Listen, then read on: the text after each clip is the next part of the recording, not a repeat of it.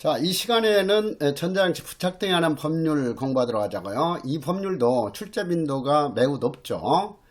이 법률 그 제목은 원래는 그 특정 범죄자에 대한 보호관찰 및 전자장치 부착 등에 관한 법률이었어요. 그런데 최근에 이 전자보석제도가 도입되면서 이 법률 그 제목도 전자장치 부착 등에 관한 법률, 약칭으로 전자장치 부착법으로 이렇게 바꿨죠. 자, 그래서 이 전자감시제도의 그런 형사정책적인 의미를 좀 이해할 필요가 있죠. 이 전자장치 부착제도는 집중감독 보호관찰제도의 일종이라고 할 수 있는데, 그래서 이 보호관찰관의 감시 업무 부담을 줄여줄 수 있고 경감시켜 줄 수 있고, 사연의 처우이기 때문에 시설내 처우보다는 관리 비용을 줄일 수 있다는 그런 장점이 있다 하는 거예요. 그리고 이것은 구금을 통한 무능력화 제재가 아니라 사연의 처우로서의 무능력화 제재로서의 효과도 크다고 평가를 받고 있죠. 그래서 사연의 처우로서의 무능력화를 실행할 수 있는 그런 제재이다 하는 것도 중요한 의미가 있어요. 그렇지만은 이러한 장점에도 불구하고 전자장치 부착명령 제도는 인간을 대상으로 해가지고 감시장치를 부착시키는 거기 때문에 이 과잉금지 원칙에 위배될 수 있다는 비판이나 인간의 존엄과 가치에 반한다는 비판을 받을 수는 있다 하는 거예요. 그렇지만은 우리나라에 있어서는 아직까지는 합헌으로 보고 있기 때문에 이 제도가 시행이 되고 있겠죠. 그래서 그러한 점을 좀 이해를 하면서 제1조 목적을 보시죠.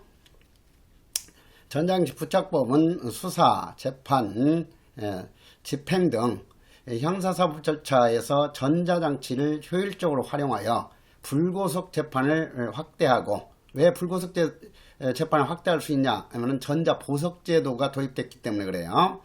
그리고 범죄인에 대해서 사회복지를 촉진하며 범죄로부터 국민을 보호함을 목적으로 한다. 즉 범죄로부터 국민을 보호하는 것을 사회방위라고 하죠. 그래서 사회방위 목적을 추구할 수 있는 법률이다 하는 거. 그러면 제2조 별표 2개 하고, 정의에 있어서는 제1호가 주로 출제가 돼요. 전자장치 부착을 할 수 있는 특정 범죄의 종류는 현재는 5종류이다 하는 것을 확인할 필요가 있죠. 성폭력범죄, 미성년자 대상 유괴범죄, 살인범죄, 강도범죄, 스토킹범죄이죠.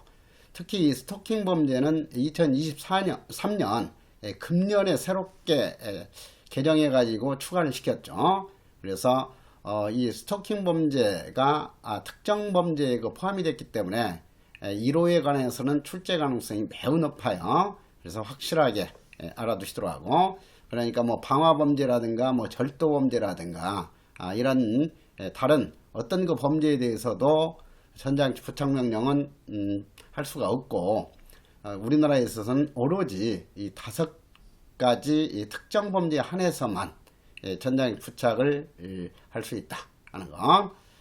그리고 스토킹 범죄가 새로 추가됐기 때문에 주의하라는 의미에서 이것은 선별해서 여기에 제시를 했어요. 그리고 이 추적 전자장치의 의미, 이것은 위치를 확인하고 이동 경로를 탐지하는 일련의 기계적인 설미를 말한다.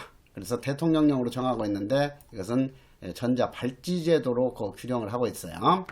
그래서 2조에서는 제1호 내용만 확실하게 알아두시면 되겠고, 제4조 이것은 출제가 잘 되는 조문이죠. 그래서 별표 2개 하도록 하고요. 적용 범위 만 19세 미만인 사람에 대하여 부착명령을 선고한 때에는 19세에 이르기까지는 이 법에 따른 전자장치를 부착할 수 없다. 자, 여기에서는 먼저 이해를 해야죠. 19세 미만자에 대해서 전자장치를 선고할 수 없는 것은 아니고, 청구해가지고 선고는 할 수 있지만 19세가 되기 전까지는 전자장치를 부착할 수 없다. 그래서 19세가 되기 전까지, 즉 미성년자인 시기에는 전자장치 부착을 집행 유예한다 하는 거예요. 그래서 이것은 이제 전자장치 부착명령에 대한 집행유예에 관련된 그 규정이다. 이렇게 볼 수 있죠. 자, 그래서 이 점은 확실하게 좀 이해할 필요가 있다.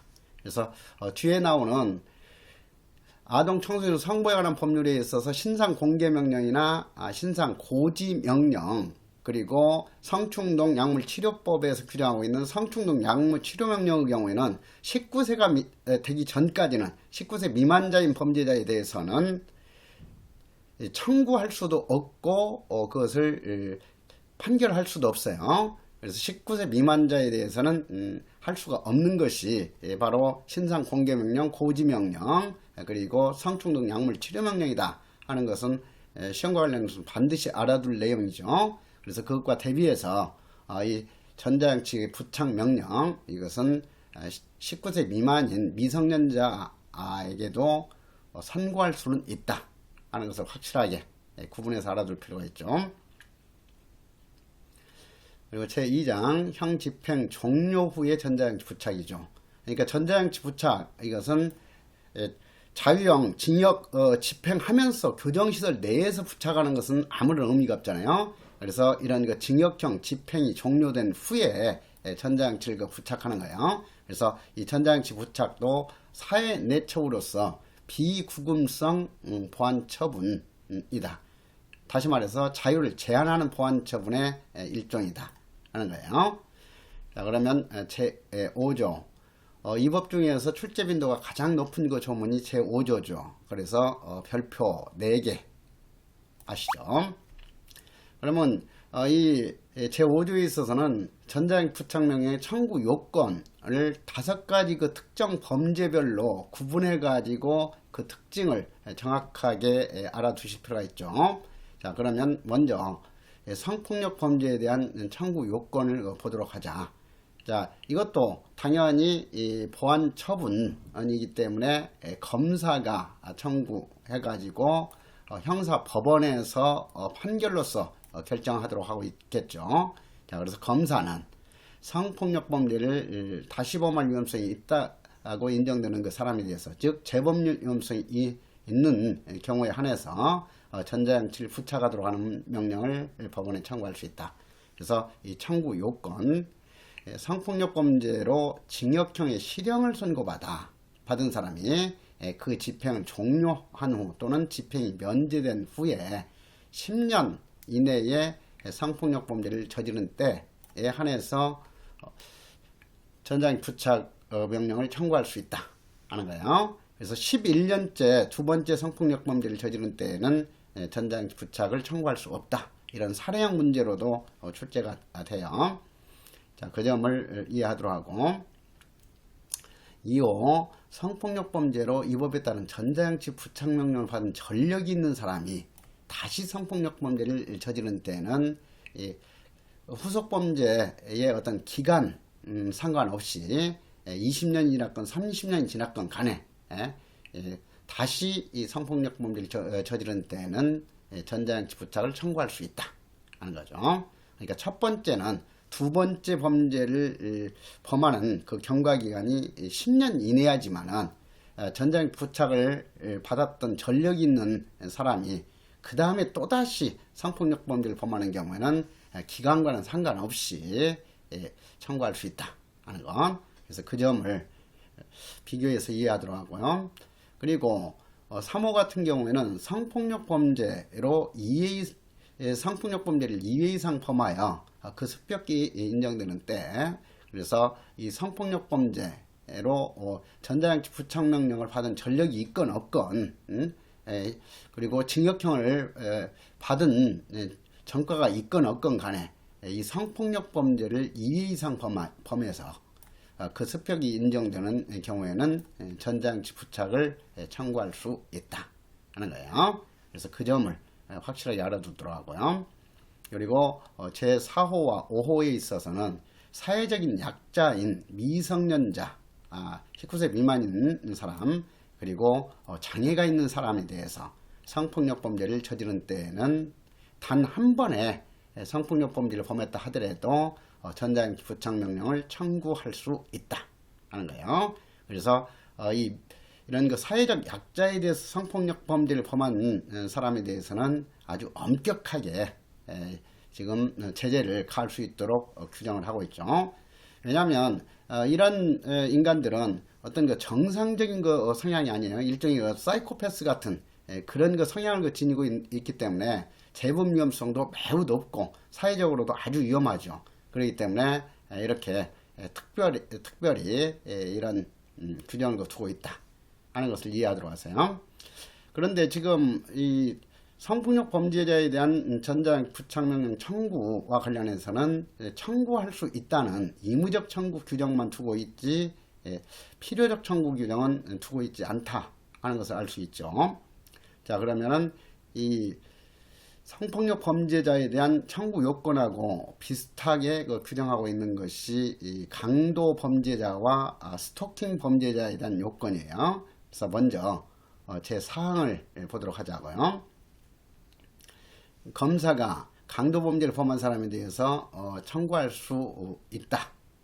그래서 의무적 청구 요건을 규정을 하고 있죠. 그래서 여기에서도 필요적 청구 규정은 지금 살펴봐도 없죠. 자, 그래서 의무적 청구 규정만 두고 있는 것. 두 번째로 강도 범죄. 자, 강도 범죄에 있어서는 성폭력 범죄와 요건이 똑같이 규정하고 있는 것이 이 세 가지죠. 자, 10년 이내에 다시 강도 범죄를 저지른 때, 그리고 전자장치 부착 전력이 있는 사람이 다시 이 강도 범죄를 저지른 때, 기간과 상관없이 다시 강도 범죄를 저지른 때, 그리고 강도 범죄를 2회 이상 범해가지고 그 습격이 인정되는 때에는 전자장치 부착을 청구할 수 있다. 그런데 성폭력 범죄하고 차이점은 뭐예요? 사회적 약자인 미성년자나 장애자를 대상으로 해서 강도 범죄를 범한 경우에는 청구 요건에는 해당되지 않기 때문에 그런 그 차이점 가지고 문제를 만들 수 있겠죠. 그래서 성폭력 범죄자와 청구 요건에 있어서 세 가지는 같지만은 그 사회적 약자인 미성년자나 장애자에 대해서 범죄를 범했을 때 청구하는 요건은 강도 범죄자나 스토킹 범죄자에게는 해당되지 않는다. 오로지 성폭력 범죄자에 한해서만 그 요건은 인정되고 있다. 이렇게 구분해서 알아두시도록 하고요.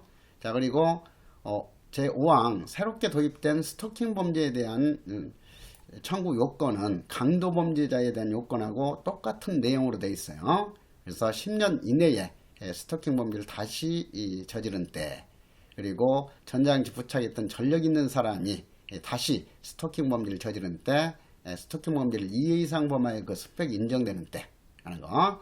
자, 그래서 이 세 가지 특정 범죄에 있어서 공통점 다시 한번 확인하면은 의무적 청구 규정만 두고 있지 필요적 청구 규정은 두고 있지 않다 하는 거. 자, 반면에 제2항 미성년자 대상 유괴범죄자의 경우에는 어떻게 요건이 그 차이가 있는지를 보도록 하자고요. 미성년자 대상 유괴범죄를 저지른 사람으로서 미성년자 대상 유괴범죄를 다시 범할 위험성이 있다고 인정되는 사람에 대해서는 부착명령을 법원에 청구할 수 있다. 의무적 청구 규정을 두고 있으면서 이어서 특칙으로서 다만 유괴범죄로 징역형의 실형 이상을 선고받아 그 집행이 종료 또는 면제된 후에 또다시 유괴범죄를 저지른 경우에는 부착명령을 반드시 청구해야 된다 하는 거예요. 그래서 이 유괴범죄자에 대해서는 유괴범죄로 징역형 실형 이상의 형을 선고받고 그 집행이 종료 또는 면제된 후에 또다시 이 유괴범죄를 저지른 경우에는 부착명령을 검사는 반드시 청구해야 된다.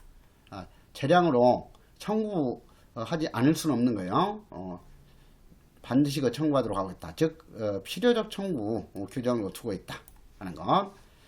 그리고 이 미성년자 대상 유괴범죄하고 요건이 거의 똑같이 규정하고 있는 것이 살인범죄죠. 그래서 살인범죄의 경우에도 살인범죄를 다시 범할 위험성이 있다고 인정된 사람에 대해서 부착명령을 청구할 수 있다. 의무적 청구 규정을 두면서 또다시 살인 범죄 후 다시 살인범죄를 저지르는 경우에는 부착명령을 반드시 청구해야 된다는 필요적 청구 규정을 두고 있다. 그래서 5가지 그 특정 범죄 중에서 살인범죄와 미성년자 대상 유괴범죄에 한해서만 필요적 청구 규정을 두고 있다 하는 것을 확실하게 알아두도록 하세요. 자, 그리고 제6항도 이미 치료감호법에서 익숙하게 익혔던 내용이죠. 그래서 이 전자장치 부착명령의 청구는 공소 제기할 때 동시에 청구해야 되는 것이 아니고, 공소 제기할 때 동시에 청구할 수도 있지만 그 후에 항소심, 변론, 종결시까지 중간 어느 때라도 청구할 수 있다 하는 거.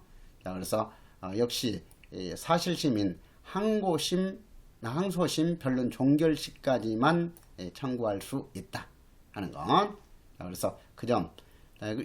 그래서 그 사례 형식으로 해서 다시 한번 이걸 제시를 해줬어요. 전자장치 부착명령의 청구는 공소제기와 동시에 해야 한다 하면 틀린 선지가 된다는 건 반드시 동시에 청구해야 되는 것은 아니다 하는 거 확실히 알아두도록 하고, 그 다음에 7항에 있어서 법원은 공소가 제기된 특정 범죄 사건을 심리한 결과 부착명령을 선고할 필요가 있다고 인정할 때에는 검사에게 부착명령 청구를 요구할 수 있다. 이것도 치료감호법에서 강조했던 내용이에요. 검사가 전자장치 부착명령을 청구하지 않고 공소 제기만 한 사건을 법원에서 이렇게 심리해본 결과 부착명령을 선고할 필요가 있는 그런 그 사건이라고 인정된 경우에는 직권으로 부착명령을 선고할 수는 없고 검사에게 부착명령 청구를 요구할 수 있다. 그래서 검사가 전자장치 부착명령을 청구한 경우에 이제 형벌과 동시에 이 전자장치 부착명령을 결정할 수 있다 하는 거예요. 그리고 8항 특정 범죄 사건에 대해서 판결에 확정 없이 공소가 제기된 때부터 15년 경과한 때에는 부착명령을 청구할 수 없다. 그래서 보통 이 15년은 뭐 10년으로 잘 바꿔요. 그래서 그 15년 확실하게 기억을 하도록 하고, 특정 범죄 사건에 대해서 판결에 확정 없이 공소가 제기된 때부터 15년이 지났다면은 부착명령은 청구할 수 없다 하는 것. 그래서 일종의 청구 시효에 대한 그 규정이에요. 그리고 제6조 보시죠. 제6조 이것은 이 검사의 청구 전 조사 제도라고 이렇게 알 수가 있어요. 그래서 판결 전 조사 제도, 그리고 결정 전 조사 제도, 소년법 제49조 2에서 그 규정하고 있는 결정 전 조사 제도 하고도 이렇게 대비시켜서 보시도록 하자고요. 제6조 조사. 검사는 전자장치 부착명령을 청구하기 위하여 필요하다고 인정하는 때에는 피의자의 주거지 또는 소속 검찰청 소재지를 관할하는, 그래서 그 피의자의 주거지 또는 소속 검찰청 소재지를 관할하는 보호관찰소에, 지소까지도 포함되죠. 보호관찰소나 그 지소의 장에게 범죄의 동기, 피해자와의 관계, 심리상태, 재범 위험성 등 피의자에 관하여지 피해자에 관하여가 아니죠. 피의자에 관하여 필요한 사항의 조사를 요청할 수 있다. 그래서 청구전 조사제도건 판결전 조사제도건 결정전 조사제도건 현행법에 있어서는 의무적 조사 규정을 두고 있을 뿐이지 필요적 조사제도는 없다 하는 것을 확실하게 다시 한번 확인할 수 있죠. 그리고 이런 청구전 조사 요청을 받은 보호관찰소의 장은 조사할 보호관찰관을 지명해야 한다. 앞으로 여러분들이 이제 보호관찰소장이 됐을 때 이 규정에 따라서 보호관찰을 지명하겠죠. 제3항 지명된 보호관찰관은 지체 없이 필요한 사항을 조사한 후에 검사에게 조사 보고서를 제출해야 된다. 자, 검사가 요청했기 때문에 검사에게 조사 보고서를 제출해야 된다 하는 거지, 법원이나 보호관찰소 장에게 제출해야 된다가 아니죠. 그리고 사항에 있어서 검사는 요청을 받은 보관철수 장에게 조사 진행 상황의 보고를 요구할 수 있다 하는 것. 그리고 우항은 검사는 부탁명 청구함에 있어서 필요한 경우에는 피의자에 대한 정신 감정이나 그 밖에 전문가의 진단 등 결과를 참고하여야 한다. 필요한 경우에는 참고하도록 의무 규정으로 두고 있죠. 반드시 참고해야 되는 것은 아니죠. 필요한 경우에 한해서만 참고 의무가 있는 거죠. 그래서 그 점을 이해하도록 하고, 그리고 여기 있어서 이 청구전 그 조사 규정, 이것은 소년법 제49조 2에 있어서 결정전 조사제도에 규정하고 어떤 점에서 차이가 있는가를 한번 생각을 해보세요. 그렇죠. 소년법 49조의 2 결정전 조사는 어떻게 하도록 하고 있어요? 검사가 조사를 의뢰할 수 있는 대상 기관이 소년원이나 소년분류심사원 포함해 가지고 세 기관의 장이었어요. 보관찰소의 장만이 아니라 보관찰소의 장 또는 소년원장 또는 소년분류심사원장에 대해서 조사를 요구할 수 있죠. 자, 그런데 여기 이 청구전 조사 제도에 있어서도 판결전 조사와 마찬가지로 보관찰소의 장에게만 조사를 요청할 수 있도록 규정하고 있죠. 그래서 그러한 그 차이점도 좀 주의해 놓도록 하세요. 그리고 7조도 강조했듯이 이 합의부 관할이다. 그래서 치료 감호나 전자장치 부착명령이나 성충동 약물 치료 명령의 제1심 관할은 지방법원 합의부 관할이지 단독 판사 관할이 아니다 하는 것을 좀 다시 한번 주의하고, 그래서 소년법에 있어서 보호사건의 제1심 관할은 무조건 단독 판사 관할이었어요. 그래서 그 점하고도 차이가 있다 하는 거. 자, 그리고 제8조에 있어서 부착명령 청구서의 기재사항 이런 가지고는 출제하지 않아요. 제2항 이것은 출제 가능성이 있기 때문에 별표 하나 하고요.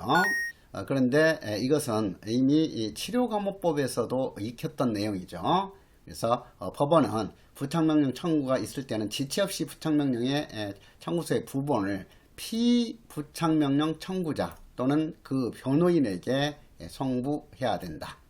그래서 치료감호법에 있어서는 그 법정 대리인에게 그 송부하도록 이렇게 규정을 두고 있었는데 내용 같죠. 자, 그래서 시험에 출제되는 것은 이 다음 규정 가지고 출제하겠죠. 이 경우 특정범죄 사건에 대한 그 공소제기와 동시에 부착명령 청구했을 때는 제1회 공판기일 5일 전까지라고 그랬어요. 자, 그래서 치료감호하고 똑같이 그 규정하고 있다. 그리고 특정범죄 사건은 심리 중에 부착명령 청구가 있을 때는 다음 공판기일 5일 전까지 송부해야 된다 하는 것. 그래서 그 점을 치료감호법하고도 대비해 가지고 같은 내용으로서 기억을 하면 되겠죠. 제9조 부착명령의 판결 별표 2개 하시고요. 1항 법원은 부착명령의 청구가 이유 있다고 인정한 때에는 다음 각호에 따른 기간 범위 내에서 부착기간을 정하여 판결로, 역시 결정이 아니에요. 치료감호와 마찬가지로 판결로 부착명령을 선고해야 한다. 다만 19세 미만인 사람에 대해서 특정 범죄를 저지른 경우에는 부착기간 하한을 다음 각호에 따른 부착기간 하한의 2배로 한다예요. 보통 그 가중은 2분의 1 가중인데 여기에서는 하한의 2배 가중이죠. 상한의 2배 가중이 아니라 하한의 2배 가중. 이것은 이제 감경했을 때도 최소한 기본적으로는 그 기간 동안 부착하도록 하기 위해서 그런 거예요. 자, 그래서 이것도 좀 주의하도록 하세요. 하한 이것인데 상한으로 바꾼다든가 아니면 상한 또는 하한의 2배로 한다 이렇게. 그래서 하한의 2배로 한다 하는 것은 출제 가능성이 있으니까 기억하도록 하고요. 그리고 이것은 일일이 다 암기할 필요는 없고 전자장치 부착명령 할 수 있는 최장기간이 30년까지다 하는 건 15년 이내로 한다가 아니야 30년까지죠. 최장기가. 그래서 1년 이상 최장기간은 30년까지다 자, 그 점을 기억하도록 하고요.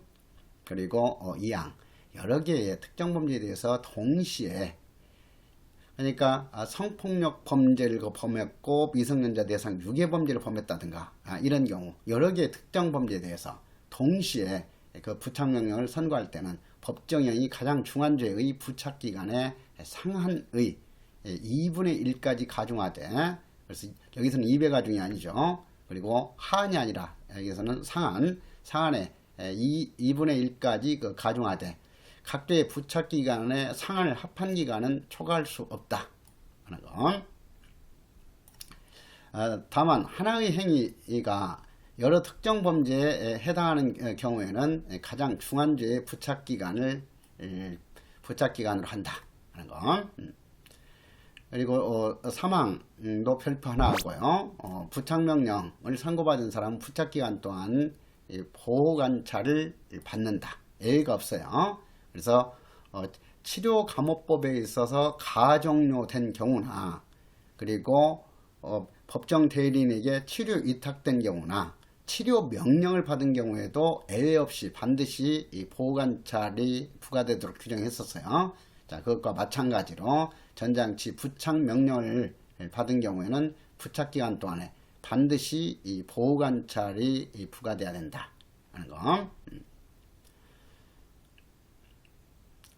그리고 제 사항이 있어서 어떤 경우에 기각을 해야 되는가 하는 거. 뭐 당연히 부착명령 청구가 이유 없다고 인정되는 경우 특정 범죄 사건에 대해서 무죄. 그래서 여기 심신상실 이유로 치료 감호가 선고된 경우에는 제외한다. 자, 이런 것이 출제가 돼요. 그래서 항상 이런 예외 사유, 여기는 밑줄 긋고 특정 범죄 사건에 대해서 무죄, 면소, 공소, 기각의 판결 또는 결정을 선고할 때는 기각을 해야죠. 그런데 심신상실 이유로 치료감호가 선고된 경우에는 무죄 선고할 때도 치료감호와 마찬가지로 전장치 부착을 결정할 수 있다 하는 거예요. 그리고 특정 범죄 사건에 대해서 벌금형을 선고할 때에는 전장치 부착 명령은 선고할 수 없어요. 그리고 특정 범죄 사건에 대해서 선고유예 또는 집행유예를 선고하는 때에도 전장치 부착은 선고할 수 없다 하는 거. 다만 여기 나와 있듯이 뒤에 전장치 부착을 명하는 때 이것은 어떤 거냐면은 특정 범죄를 범해 가지고 집행유예를 하는데 보호관찰까지 이렇게 판결하는 경우 보호관찰의 준수사항 이행 여부를 확인하기 위해서 예외적으로 전장치 부착을 명할 수 있다는 거 규정이에요, 이게. 자, 그래서 원칙적으로는 선고유예나 집행유예를 선고할 때에는 전장치 부착을 명할 수 없다.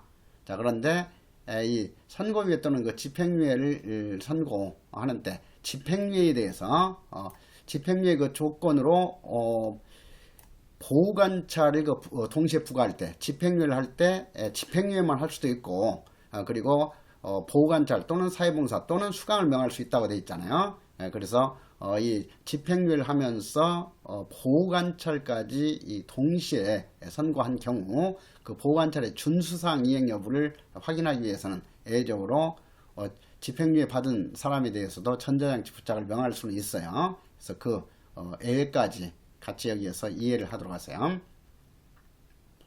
그리고 5항 부착명령 청구 사건의 판결이죠. 여기서는 청구가 아니라.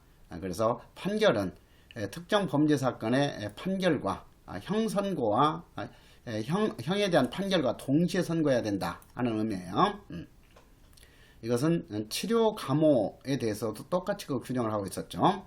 그래서 그 점을 이해하도록 하고, 그리고 제7항은 전자장치 부착명령의 선고는 특정 범죄 사건의 양형에 유리하게 참작해서는 아니 된다 하는 거죠. 자, 앞에서 이 소년법에서 보호사건 절차에 있어서 소년부 판사의 화해 권고에 따른 경우에는 고려할 수 있도록 규정을 하고 있었어요. 그 점을 고려할 수 있도록 했었는데, 이 전자장치 부착명령 선고는 특정 범죄 사건의 양형에 유리하게 참작해서는 아니 된다 하는 거예요. 그래서 그 점을 확실하게 알아두시도록. 그리고 이것은 또 그 뒤에 성충동 약물 치료 명령에서도 이 똑같은 그 규정을 두고 있어요. 그래서 이런 것은 그 종합해 가지고 천장장치 부착 명령의 선고나 성충동 약물 치료 명령의 선고는 양형이 유리하게 참작해서는 아니 된다 하는 거. 자, 그 점을 확실하게 기억하도록 하고요. 그리고 제9조의 2 준수 사항. 자, 제9조의 2도 별표 하나 하시고요. 1항에 별표 하나. 그래서 법원은 제1항에 따라서 부착명령을 선고하는 경우에는 부착기간 범위 내에서 준수사항을 정하여 다음 각호의 하나 이상을 부과할 수 있다. 의무적으로 준수사항 부과하는 것은 아니죠. 부과할 수 있다. 다만 제4호의 준수사항은 500시간의 범위에서 그 기간을 정해야 한다 하는 것. 그래서 제4호가 뭐냐 하면은 특정범죄 치료 프로그램 이수 기간이에요. 그래서 특정범죄 치료 프로그램 이수 명령, 이것은 500시간 이내의 범위에서 기간을 정해야 된다. 그래서 500시간 기억하도록 하고요.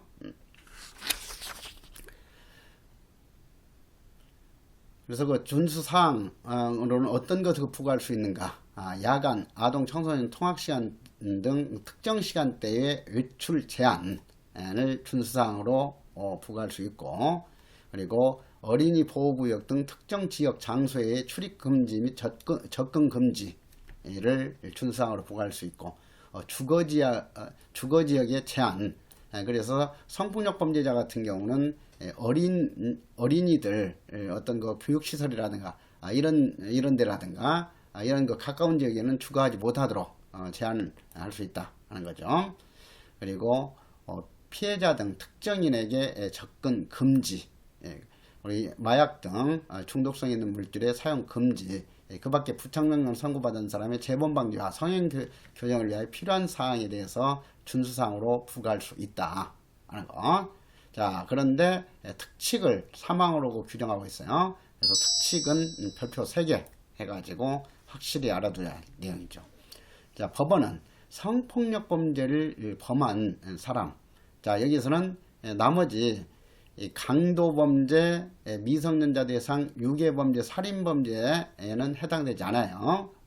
성폭력 범죄를 저지른 사람하고 스토킹 범죄를 저지른 사람에 대해서만 이 사망은 적용이 되는 거죠. 자, 그래서 법원은 성폭력 범죄를 저지른 사람 또는 스토킹 범죄를 저지른 사람에 대해서는 특별히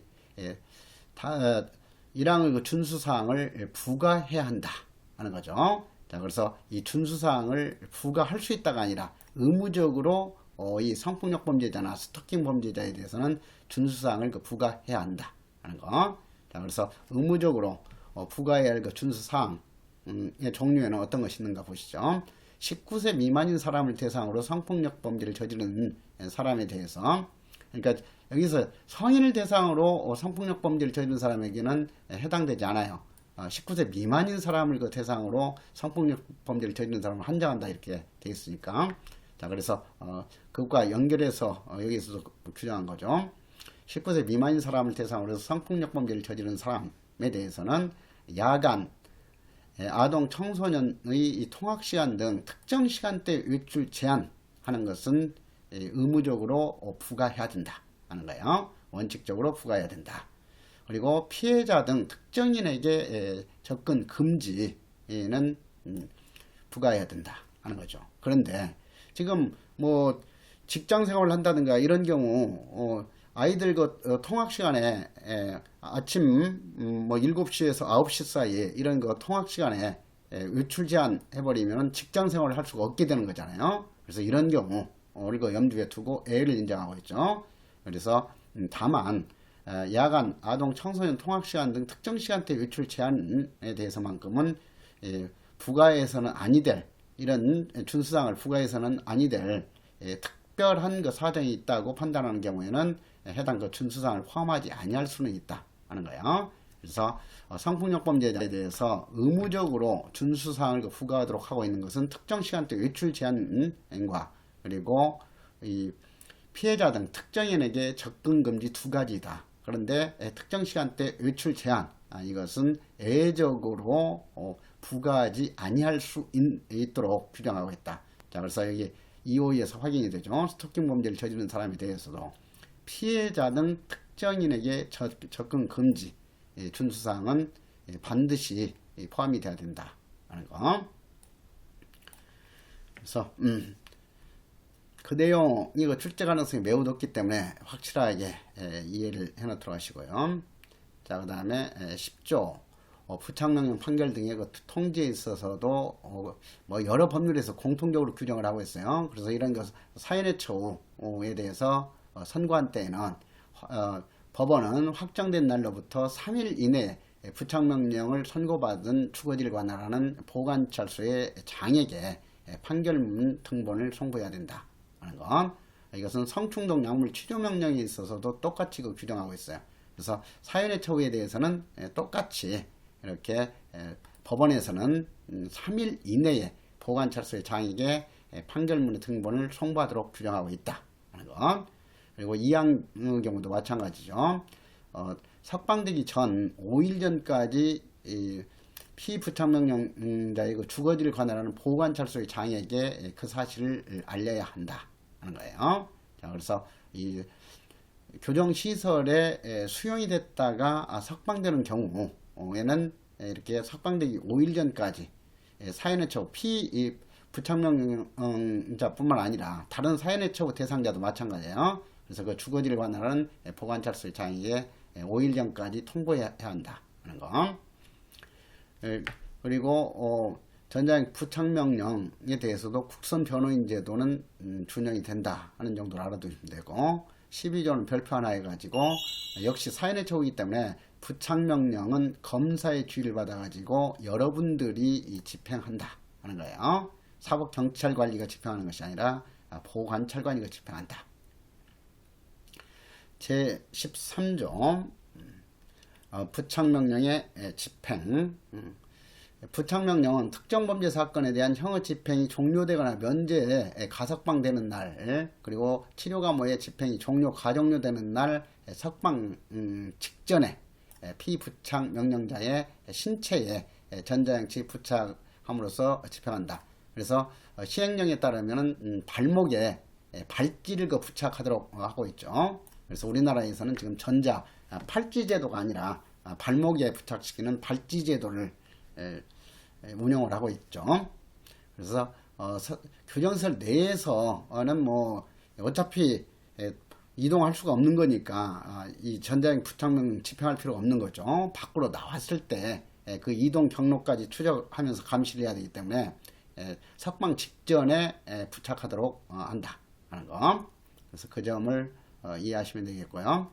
그래서 이로 보시면 부착명령의 원인이 된 특정 범죄 사건이 아닌 다른 범죄 사건으로 형이나 치료감호의 집행이 계속된 경우에는 부착명령이 원인이 된 특정 범죄 사건이 아닌 다른 범죄 사건에 대한 형이 집행이 종료되거나 면제, 가석방되는 날 이렇게 집행한다 하는 거죠.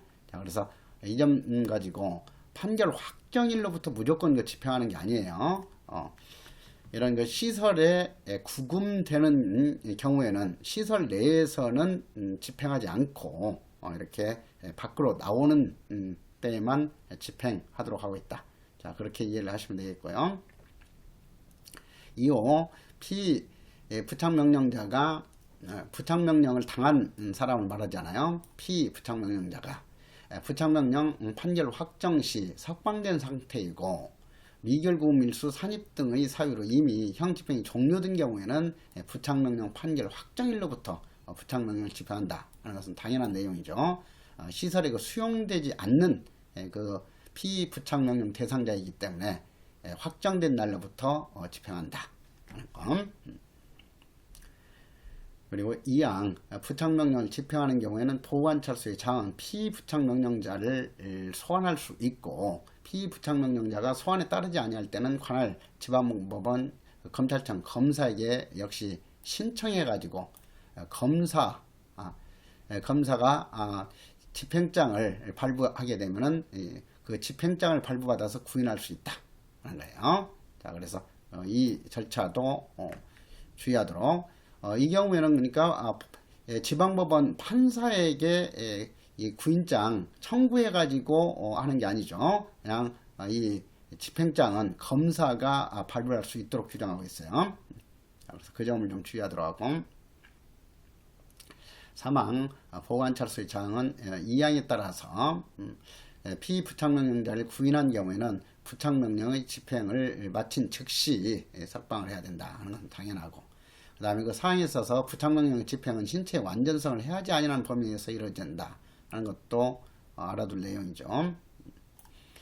그리고 5항에 있어서 부착명령이 여러 개인 경우에는 확정된 순서로 집행한다 하는 거죠. 그래서 긴 것부터 집행한다, 무거운 것부터 집행한다가 아니라는 거.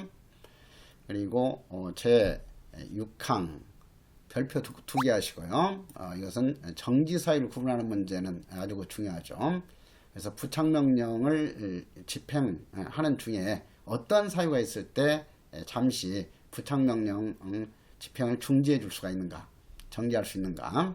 자, 그래서 부착명령 집행 중에 다른 죄를 범해서 구속영장의 집행을 받아 구금된 때, 그러니까 시설 내로 들어갈 때는 계속 전자발찌 착용시킬 필요가 없는 거죠. 자, 그리고 역시 부착명령의 집행 중 다른 죄를 범하여 금고 이상의 형의 집행을 받게 된 때, 자, 금고 이상의 형의 집행을 받게 된 때는 종료 사유는 아니지만 정지 사유에는 해당이 된다 하는 것을 주의하도록 하세요. 그리고 3호 가석방 또는 가정료된 자에 대해서 전자장치 부착 기간 동안 가석방 또는 가정료가 취소되거나 실효돼 가지고 붙잡혀 들어갔을 때죠. 자, 그래서 그 점 알아두도록 하고, 그리고 7항에 있어서 구속영장의 집행을 받아 구금된 후에 다음 각호의 어느 하나에 해당하는 그 사유로 구금이 종료되는 경우는 구금 기간 동안에 부착명령이 집행된 것으로 본다 하는 거예요. 그래서 이렇게 절차상 잘못이 있어가지고 잠시 붙잡혀 들어간 경우, 이런 경우 같은 경우는 그 대상자에게 불이익이 되게 해서는 안 되기 때문에 이렇게 그 구금 기간 동안에 부착명령이 집행된 것으로 본다 하는 거예요. 그래서 사법경찰관이 불송치 결정을 한 경우라든가 검사가 혐의 없음, 죄가 안 된 공소권 없음 또는 그 각하에 불기소 처분을 한 경우, 이런 그 경우들에는 구금되어 있는 동안에는 전자 발찌를 부착하고 있지 않았지만은 그 구금 기간 동안에 부착명령이 집행된 것으로 본다 하는 것. 그래서 그 점을 좀 주의하도록 하고요. 그리고 8항 같은 경우에도 이해하면서 한번 정도로 봐주시면 되죠. 자, 집행이 정지된 부착명령의 잔여기간에 대해서 다음 각호의 구분에 따라서 집행한다.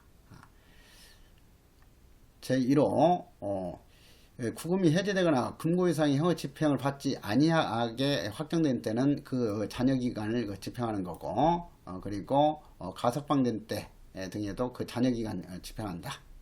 자, 그래서 잔여기간은 정지시켰다가 나머지 집행 기간이 남아 있으면 그 잔여 기간 동안 집행을 해야 된다 하는 거. 자, 제 14조도 출제 가능성이 높으니까 별표 두 개 하시죠. 1항 전자장치가 부착된 자, 즉 피부착자는 전자장치 부착 기간 중 전자장치를 신체에서 임으로 분리, 손상, 전파 방해 또는 그 수신자료 변조 그 밖의 방법으로 그 효용을 해쳐서는 아니 된다 하는 것은 너무나 당연하죠. 그래서 이렇게 그 효용을 하는 경우에는 처벌 규정까지 그 뒤에서 두고 있어요. 자, 그리고 제2항 특히 그 출제 잘 되죠. 피부착자는 특정 범죄 사건에 대한 형의 집행이 종료되거나 면제, 가석방되는 날로부터 10일 이내에 주거지를 관할하는 보호관찰소에 출석하여 서면으로 신고해야 한다.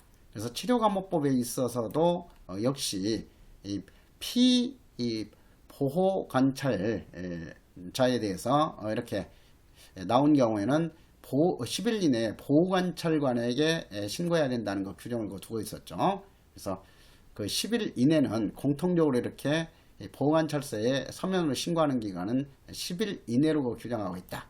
이렇게 여러 법률들을 동시에 기억할 필요가 있어요. 그래서 성중독 약물 치료 명령을 받는 자도 똑같은 규정이다. 그리고 사망은 특히 그 출제가 잘 되죠.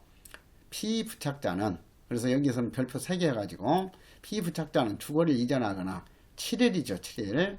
예, 앞에서도 보호관찰법에서도 대비시켜서 설명을 했어요. 예, 보호관찰법상 보호관찰 대상자나 사회봉사명령 대상자나 수강명령 대상자의 경우에는 1개월 이상 국내 여행을 할 때는 미리 보호관찰관에게 신고해야 된다 했지 허가를 받아야 한다가 아니라고 그랬어요. 그런데 여기서 아주 위험한 그런 거 범죄자들이기 때문에 이 피부착자는 주거를 이전하거나 이사를 하거나 7일 이상 국내 여행을 하거나 출국할 때 외국으로 나갈 때는 무조건 미리 보호관찰관에게 허가를 받아야 한다. 단순히 신고하도록 하는 게 아니다. 그리고 1개월 이상이 아니라 7일 이상이죠. 여기서는. 그러니까 보호관찰법상 보호관찰 대상자나 사회봉사 수강명령 대상자의 경우는 29일까지 여행하는 경우에는 신고조차 할 필요가 없다고 그랬어요. 그렇지만은 이 위험한 피부착자에 대해서는 그렇게 장기간 허용하는 게 아니라 7일 이상 국내 여행할 때도 허가를 받도록 하고 있다. 그러니까 6일까지 국내 여행하는 경우에는 허가를 받지 않아도 돼요. 자, 그래서 이런 것은 다음 시험에서는 사례형 문제로 두고 출제할 가능성이 많기 때문에 확실하게 이해해 둘 필요가 있어요. 그리고 14조의 2, 뭐 이런 부착기간의 연장, 이런 것은 그렇게 출제 빈도가 높지는 않으니까, 한 번씩 보면서, 기억을 할 필요가 있죠. 그래서 피부착자는 다음과 같고 어느 하나에 해당하는 경우에는 법원은 보관찰소장의 신청에 따른 검사의 청구로 1년 범위에서 부착기간을 연장하거나 준수사항을 추가 또는 변경하는 결정을 할 수 있다. 그래서 1항 정도 기억을 좀 하도록 하시고요. 그리고 제2항도 뭐 사정 변경이 있는 경우 법원에 대해서 상당한 이유가 있다고 인정하면 보관찰소장의 신청에 따른 검사의 청구로 준수사항에 대해서도 부가, 추가, 변경, 삭제하는 결정하는 특별 규정을 두고 있다 하는 정도. 정확하게 뭐 기억은 할 필요 없어도 이런 거 부착기간의 연장제도와 준수사항, 추가, 변경, 삭제 제도를 두고 있다 하는 정도로만 알아두시면 되겠어요. 그 다음에 14조의 3 별표 하나 하시고요. 피부착명령자의 재범 위험성에 관하여 행영성적 등 자료에 의해 판결 선고 당시에 예상하지 못한 새로운 사정이 소명되는 등 특별한 사정이 있는 경우, 그러니까 새로운 사정이 밝혀지는 등 이 말인데 이렇게 또 어려운 한자를 썼네요. 새로운 사정이 밝혀지는 등 특별한 사정이 있는 경우 법원은 보호관찰소의 장의 신청에 따라서 검사의 청구로 그 절차를 좀 알아두세요. 법원이 직권으로 할 수는 없는 거고 보호관찰소의 장의 신청에 따른 검사의 청구로 준수사항을 부가, 추가, 변경 또는 삭제하는 결정을 할 수 있다 하는 것. 자, 그 다음에 15조는 보호관찰관의 임무, 여러분들의 임무이기 때문에 확실하게 알아둘 필요가 있죠. 그래서 별표 하나 하고, 보호관찰관은 피부착자의 재범 방지와 건전한 사회복귀를 위하여 필요한 지도와 원호를 해야 할 의무가 있다. 그 책무. 2항 보호관찰관은 전자장치 부착기간 중 피부착자의 소재지 인근 의료기관에서의 치료, 상담시설의 상담치료 등 피부착자의 재범 방지 및 수치심으로 인한 과도한 고통의 방지를 위하여 필요한 조치를 할 수 있다. 이지 필요한 조치를 해야 한다가 아니죠. 이런 것은 의무적 규정을 필요적 규정으로 바꾸는 함정 문제가 출제될 가능성이 많죠. 그래서 그런 점을 이해하도록 하시고 3항도 2의 2주로 보시면 되겠어요. 그 다음에 16조 같은 경우는 출제 가능성이 그렇게 높지가 않기 때문에 이것도 이해하면서 봐주시면 되겠어요. 그래서 일정한 요건이 갖춰진 경우에 수신 자료는 열람, 조회, 제공 또는 공개할 수 없다 하는 것. 그러니까 특별한 사유가 있는 경우에 한해서만 이렇게 공개할 수 있는 것이지 이런 특별한 사정이 없는 경우 원칙적으로 공개할 수는 없다 하는 것은 당연하죠. 그리고 제6항의 경우에는 출제 가능성이 높기 때문에 별표 하나 하시고, 이것은 확실히 알아둘 필요가 있죠. 보관찰서의 장은 다음 각호의 어느 하나에 해당할 때는 수신 자료를 완전히 폐기시켜야 된다 하는 거죠. 그래서 부착명령과 함께 선고된 형이 실효됐을 때, 형이 이제 전과가 말소 됐기 때문에 실효된 때에는 수신자를 폐기해야 되고, 그리고 부착명령과 함께 선고된 형이 사면으로 그 효력이 상실할 때에도 수신자료 폐기해야 된다. 3호, 제3호, 전자장치 부착이 종료된 자가 자격정지 이상 형 또는 이 법에 따른 전자장치 부착 파동 없이 전자장치 부착된 날로부터 5년이 경과한 때, 그래서 형의 실효 등에 관한 법률에 있어서도 3년 이하의 징역 금고를 집행받은 자가 이렇게 자격정지 이상 전과 없이 5년 경과하면은 실효되도록 규정하고 있듯이, 여기에서도 이렇게 자격정지 이상 범죄 범하지 않고 5년 경과한 때는 수신 자료를 폐기하도록 규정하고 있다. 자, 그래서 6항 정도는 확실하게 기억을 하도록 하시고요. 그 다음에 제16조의 2는 별표 하나 하고, 피부착자의 신상정보 제공 등 1항 보호관찰소의 장은 범죄 예방 및 수사에 필요하다고 판단하는 경우는 피부착자 제14조 2항에 따라서 뭐 이런 것은 읽을 필요 없다고 그랬죠. 가능하면 이런 것은 이렇게 지원하라고 그랬어요. 피부착자가 신고한 신상정보 및 피부착자에 대한 지도 감독 중에 알게 된 사실의 자료를 피부착자의 주거지를 관할하는 경찰관서의 장에게 장 등 수사기관에 제공할 수 있다이지, 이런 것 사유가 있는 경우에 제공해야 한다가 아니에요. 그래서 여기서는 의무적 규정하고 필요적 규정을 구분하는 문제가 출제될 것이니까 그 점에 좀 초점 맞추면서 보도록 하세요. 2항 수사기관은 범죄 예방 및 수사활동 중 인지한 사실이 피부착자의 지도감독에 활용할 만한 자료라고 판단한 경우에는 보호관찰소의 장에게 제공할 수 있다. 의무적 규정이야, 여기서도. 자, 그런데 3항 보시면은 보호관찰소의 장께서 피부착자가 범죄를 저질렀거나 저질렀다고 의심할 만한 상당한 이유가 있을 때, 범죄를 저질렀거나 저질렀다고 의심할 만한 상당한 이유가 있을 때는 이런 경우에는 의무적으로 수사기관에 통보를 해야죠. 그래가지고 수사를 받도록 해야 된다 하는 거.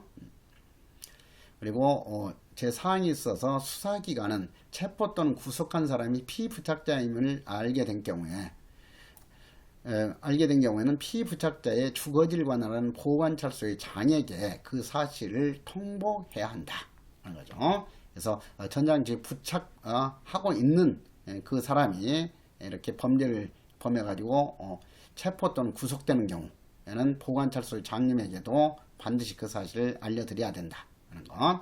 그래서 그 정도 선에서 16조의 2는 구분해서 알아두도록 하세요. 16조의 3은 최근에 개정된 내용이니까 이해하는 정도로 봐주시면 되죠.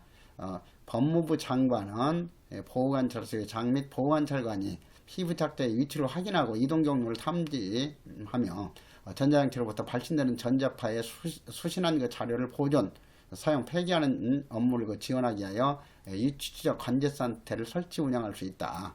그래서 위치추적 관제센터 설치 운영에 관한 근거 규정이 22년도에 새롭게 마련이 됐어요. 그래서 이것도 위치 추적 관제센터를 설치하여 운영해야 한다는 필요적 규정은 아니다 하는 정도로 알아두시면 되겠어요. 그리고 제17조는 별표 2개 해가지고 부착명령 임시 해제 신청 1항 보관찰소의 장 또는 피부착자 및 그 법정 대리인은, 그래서 임시해제 신청 주체가 누구인지 보호관찰소의 장과 그리고 피부착자, 범죄인죠, 피부착자, 그리고 그 법정 대리인은 해당 보호관찰소를 관할하는 보호관찰심사위원회에 부착명령의 임시 해제를 신청할 수 있다. 과거에는 임시해제를 뭐 가해제라는 용어를 썼었어요. 그런데 지금 다 개정을 했죠. 임시 해제를 신청할 수 있다. 그렇지 완전히 뭐 해제를 신청할 수 있는 것은 아니야. 임시해제죠. 임시. 그리고 2항 임시해제 신청은 부착명령 집행이 개시된 날로부터 3개월이 경과한 후에 하여야 한다. 그리고 기각된 경우에도 3개월이 경과한 후에는 다시 신청할 수 있다. 자, 이것도 치료감호법 제44조에서 치료감호법에서는 가종료 신청 그 규정을 둔 게 아니라 종료 신청 규정을 두고 있었어요. 그래서 그 종료 신청은 6개월 경과 후에 할 수 있도록 했죠. 그래서 치료감호법 44조하고도 대비시키면서 3개월인지 6개월인지 이렇게 뒤바꾸는 함정을 주의하도록 하세요. 그래서 치료감호법에 있어서 해제 신청 경과기간은 6개월이었다. 그러나 전자행치 부착명령에 있어서 임시해제 경과기간은 3개월이다. 그리고 뒤에 또 나올 거예요. 성충동 약물 치료명령의 경우에는 또 경과기간이 6개월이죠. 그래서 이러한 것들이 여러 법률을 이렇게 혼합돼 가지고 아차하면 이렇게 헷갈리고 해요. 그렇기 때문에 이런 관련된 내용은 여러 법률들을 이렇게 종합해 가지고 체계적으로 구분해서 알아둬야만이 시험장 들어가서 헷갈림 없이 정확하게 정답을 가릴 수가 있어요. 그래서 그런 점을 지금부터 작업을 잘 해놓도록 하세요. 그리고 뭐 18조에 있어서 임시 해제의 심사 및 뭐 결정 이런 거 절차 같은 경우는 정답 지문으로 출제할 가능성은 그다지 높지는 않기 때문에 이해하면서 이렇게 봐두시도록 하고요. 그리고 19조 임시 해제의 그 취소의 경우에도 당연히 임시해제니까 어떤 준수사항을 위반했다든가 뭐 범죄를 범한 경우라든가 이런 경우에는 취소할 수 있도록 하는 그 규정을 둬야 되겠죠. 그래서 그 점을 좀 이해하도록 하고, 그리고 제20조 부착명령의 집행 종료. 자, 이것은 선고 단계에서 부착명령이 선고된 경우죠. 그러니까 처음부터 검사가 청구해가지고 그 부착명령이 선고가 됐을 때에 대한 집행 종료 사유예요. 자, 그래서 부착명령 기간이 경과한 때 부착명령이 함께 선고한 형이 사면되어 그 효력이 상실하게 된 때 또 부착명령이 집행 종료되는 거죠. 그리고 여기 있어서 부착기간 중 다른 죄를 범하여 금고 이상의 허가 집행을 받게 된 때는 강조했듯이 치료감호의 종료 사유도 아니고 보호관찰 종료 사유도 아니고 사유공사 수강명령 종료 사유도 아니다. 정답 지문은 출제할 가능성이 많다. 그래서 다시 한번 여기서 확인했어요. 그래서 아까 봤듯이 이 금고 이상의 형을 집행을 받게 된 때는 정지 사유에는 해당되지만은 종료 사유에는 해당되지 아니한다. 헷갈리지 않도록 하세요. 그래서 이 정지 사유하고 종료 사유가 순간적으로 시험장에서는 헷갈릴 가능성이 많으니까요. 그래서 그 점을 주의하도록 하고, 제21조에 있어서 시효 정도는 알아둘 내용이죠. 피부착명령자는 그 판결이 확정된 후 집행을 받지 아니하고 함께 선고된 특정 범죄 사건의 형의 시효가 완성되면 그 집행이 면제된다 하는 거. 그리고 부착명령 시효는 피부착명령자를 체포함으로써 중단된다. 이것도 치료감호와 비슷하게 규정을 하고 있죠. 그래서 이러한 것들은 이해 위주로 공부를 해두시면 되겠고요. 그 다음에 제2장의 2, 형 집행 종료 후의 보호관찰이죠. 원래 형 집행이 종료가 돼가지고 완전히, 그러니까 형 집행 완전히 종료된 후에, 가석방된 후가 아니라 종료된 후라면 또다시 어떤 자유를 제한하는 제재를 가할 수가 없는 거예요. 이렇게 완전히 책임에 상하는 형사 제재를 받은 후에, 종료 후에 또다시 어떤 형사 제재를 부과하는 것은 헌법에서 이중처벌 금지 원칙으로서 규정을 하고 있어요. 자, 그렇지만은 이런 아주 위험한 중대 범죄자에 대해서는 형 집행 종료 후에도 자유를 제한하는 보호관찰을 부과할 수 있도록 하는 특별 규정을 두고 있다 하는 점에서 이 형 집행 종료 후의 보호관찰은 의미가 있어요. 그래서 제21조의 2, 보관찰의 청구. 자, 별표 2개 하세요. 형 집행 종료 후에 보관찰 대상자도 5가지 그 특정 범죄자로 한정되는 거야. 그러니까 전자장치 부착명령 청구 대상이 되는 그 특정 범죄 5가지. 그래서 성폭력 범죄를 저지른 사람, 미성년자 대상 유해범죄를 저지른 사람, 살인범죄를 저지른 사람, 강도범죄를 저지른 사람, 스토킹 범죄를 저지른 사람에 한해서만 형 집행 종료 후에 보호관찰을 법원에 검사가 청구할 수 있다. 자, 그래서 출제하면은 그 특정 범죄와 마찬가지로 이 5가지 이 특정 범죄에 해당하는 것이 어떤 것인지 구분하는 문제가 출제가 돼요. 그러니까 아까 말했듯이 뭐 방화범죄라든가 절도범죄라든가 뭐 이런 것은 해당되지 않는다. 그리고 21조의 3도 별표 하나 하시고요. 법원은 21조의 2 형집행 종료 후에 보호관찰 요건에 해당하는 사람이 금고 이상의 선고형에 해당하고 여기서도 금고 이상이죠. 벌금 이상이나 자격정지가 아니고 금고 이상의 선고형에 해당하고 보관찰 명령에 청구가 이유 있다고 인정한 때에는 2년에서 5년 이하의 범위에서 기간을 정해서 보관찰 명령을 선고해야 한다. 그래서 형 집행 종료 후에 보관찰 기간은 2년 이상 5년 이하다 하는 것까지 기억을 하도록 하세요. 그래서 그 점을 확실하게 좀 알아두도록 하고요. 그리고 뭐 21조에 있어서 4 준수사항 보면은 법원은 형 집행 종료 후에 보관찰 명령을 선고하는 경우에 준수사항 중 하나 이상을 부과할 수 있는데 여기 준수사항 이것은 300시간 이내의 범위다 하는 거. 그래서 그런 정도로 구분해서 알아두시도록 하고요. 그래서 앞에서 그 구조의 이 제1항 4호의 그 준수사항 이것은 300시간 이내이다 하는 거. 제21조의 5 보호관찰 명령의 집행. 보호관찰 명령은 특정 범죄 사건에 대한 형의 집행이 종료되거나 면제, 가석방되는 날 또는 치료, 감호 집행이 종료, 가정론의 날로부터 집행한다. 다만 보호관찰 명령이 원인이 된 특정 사건이 아닌 다른 범죄 사건으로서 형이나 치료, 감호 집행이 계속될 경우에는 다른 그 형까지 이 집행이 종료되거나 면제, 가석방된 날을 집행한다 하는 거예요. 자, 그런데 여기까지가 살펴봤지만은 형 집행 종료 후에 보호관찰 명령을 받은 사람에 대해서는 전자장치 부착을 명할 수 있는 규정이 없다. 이게 중요한 거예요. 그래서 형 집행 종료 후에 보호관찰 명령을 받은 사람에 대해서는 전자장치 부착은 할 수 없다는 거죠. 형 집행 종료 후에 보호관찰은 그냥 보호관찰만 할 수 있을 뿐이에요. 자, 그래서 그 점을 주의하고, 그리고 21조의 6 별표 하나 하시고, 형 집행 종료 후에 보호관찰 대상자는 특정 범죄 사건에 대한 형의 집행이 종료 면제되거나 가석방된 날로부터 역시 10일 이내에 보호관찰소에 서면으로 신고해야 된다 하는 거죠.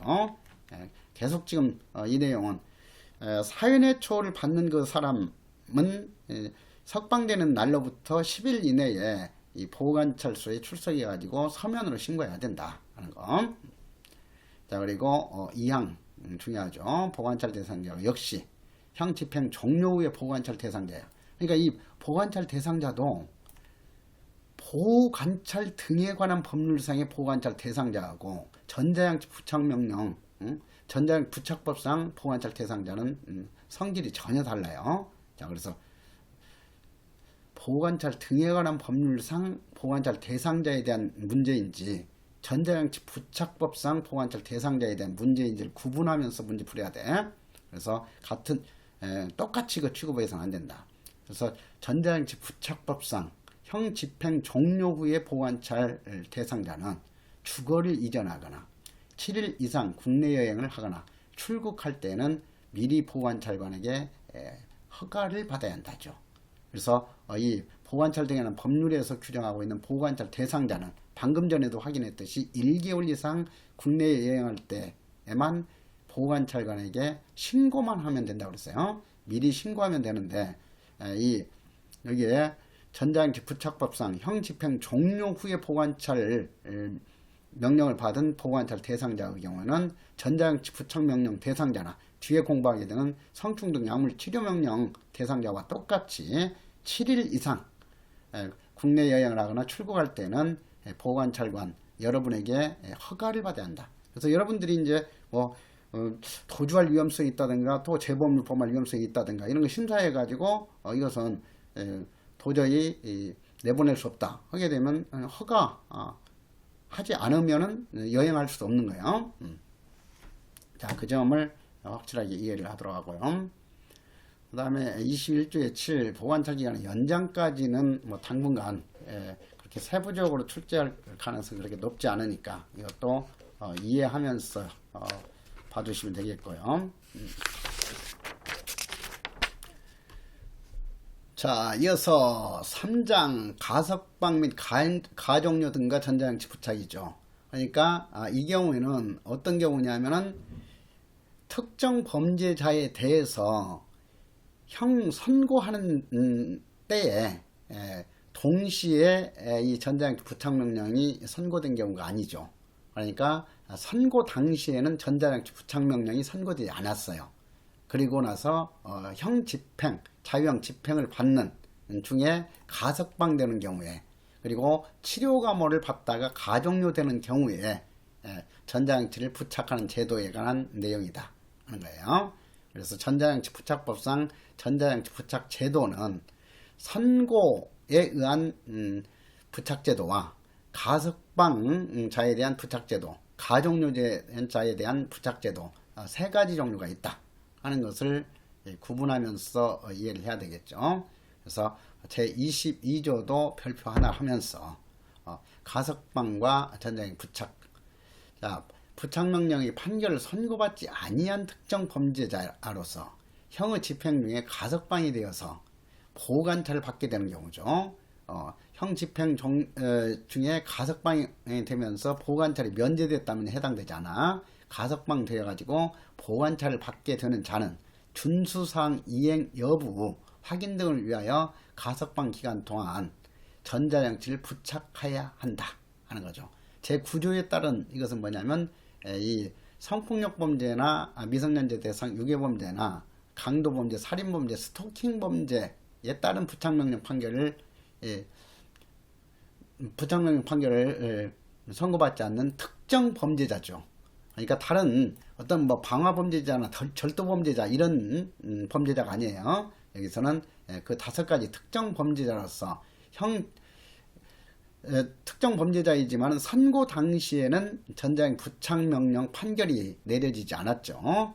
그런데 형의 집행 중 가석방되는 경우에는 가석방돼가지고 보관찰을 받게 되는 경우에는 의무적으로 필요적으로 가석방 기간 동안 전자장치를 부착해야 한다죠. 다만 예외적으로 보관찰 심사위원회가 전자장치 부착이 필요하지 아니하다고 결정한 경우는 그러하지 아니한다. 그러니까 이건 가석방하고도 취지가 비슷하죠. 가석방된 자는 원칙적으로 보관찰을 받는다 했어요. 그렇지만은 이 가석방 결정 기관에서 필요 없다고 인정한 경우는 예외적으로 가석방 시에도 보관찰을 면제할 수 있다 했듯이 이 특정 범죄자에 대해서 가석방 시키는 경우에도 보관찰 심사위원회가 전자장치 부착까지 필요하지 않느냐고 결정한 경우는 전자장치 부착을 하지 아니한다 하는 거. 자, 그 다음에 2항은 특정 범죄 이해 사건이야, 뭐 절도 사건이라든가 폭력 범죄 사건 등으로 형 집행을 받다가 가석방되어 보관찰을 받은 사람에 대해서 준수사항 이행 여부 확인 등을 위하여 가석방 예정자의 범죄 내용, 개별 특성 등을 고려해 가지고 이 경우에는 가석방 기간 중 전부 또는 일부 기간을 정하여 전자장치를 부착하게 할 수 있다. 의무적 부착이 아니죠, 이 경우는. 그래서 특정 범죄 이외의 범죄에 대해서는 전자장치 부착이 가석방 시에 의무적 부착이고, 특정 범죄자에 대한 가석방 시에는 필요적 부착이다. 자, 그 점을 좀 구분해서 알아둬야 되겠죠. 3항 보관찰 여기서 심사위원회는 다 보관찰 심사위원회예요. 보관찰 심사위원회는 가석방 예정자에 대한 전자장치 부착의 필요성과 적합성 여부를 조사해야 한다. 그리고 여기 왕, 교도소장 등은 가석방 예정자 석방 되기 5일 전까지 이것도 다 공통적으로 이 시설의 장이 보관찰소의 장에게 통보하는 그 기간은 석방되기 5일 전까지예요. 그래서 이것도 공통적으로 이렇게 정리하도록 하고요. 그리고 23조 가족료 하면 치료감호 대상자죠. 그래서 23조는 뭐 이렇게 출제 빈도가 높지는 않으니까 이것도 이해하면서 알아두실 내용이죠. 그래서 치료감호 등에 하는 법률에서 치료감호 심의위원회는 부착명령 판결을 선고받지 아니한 특정 범죄자로서 치료감호 집행 중 가족료 또는 치료 위탁 때는 피치료감호자나 보호감호 집행 중 가출소되는 피보호감호자에 대해서는 준수상 이행 여부 등을 확인하기 위하여 보관찰 기간 범위에서 기간을 정하여 전자장치를 부착하게 할 수 있다 하는 거죠. 보관찰 기간 동안이 아니죠. 보관찰 기간 3년 그 범위에서지 보관찰 기간 3년 동안 이렇게 전자장치를 부착하게 한다 하는 것이 아니에요. 보관찰 기간의 범위에서죠. 그래서 아주 난도 높은 거 문제로 출제된다면 이런 경우에 뭐 보관찰 기간 동안 전자장치를 부착하게 할 수 있다. 이렇게 바꾸는 문제까지는 그 출제할 수 있어요. 그래서 그런 점을 주의하도록. 그래서 가족료 된 자에 대해서도 의무적 그 부착이고 이것은 치료감호 심의위원회에서 결정하도록 하고 있다 하는 거.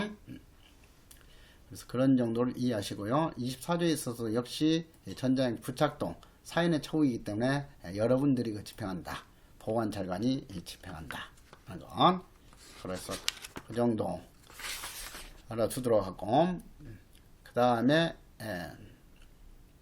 뭐 부착의 그 종료 사유 이런 것들도 판결로서 선고돼 가지고 부착명령이 집행되다가 종료되는 사유인지 이렇게 가석방 시에 부착된 경우 종료 사유인지 이런 것 정도는 좀 구분하면서 봐두시면 되겠어요. 제4장은 형의 집행유예와 부착명령이죠. 그래서 집행유예 시에는 어떠한 경우에 이 부착명령을 할 수 있는지, 지금 잠시 전에 우리가 형 집행 종료 후에 보호관찰이 부과되는 경우에는 전자장치 부착은 할 수 없다 했어요. 형 집행 종료 후 보호관찰 명령 대상자에게는 전자장치 부착 명령을 할 수 없다는 거죠. 그래서 그 점하고 이렇게 헷갈릴 수가 있으니까 이것은 집행유예에 대한 부착명령이야.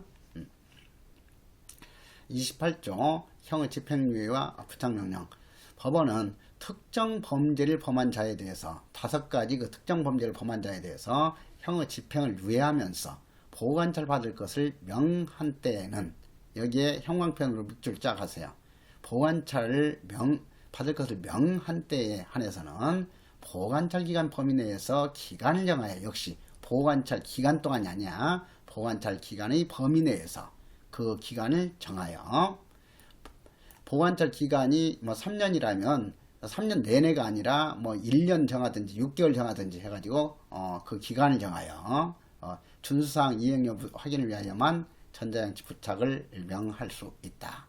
자, 그래서 여기서 이해할 것은 법원이 특정 범죄를 범한 사람에 대해서 보호관찰을 받을 것을 명한 때에 보호관찰 기간 범위 내에서 기간을 정해서 준수사항 이행 여부 확인을 위해서만 전자장치 부착을 명할 수 있는 거죠.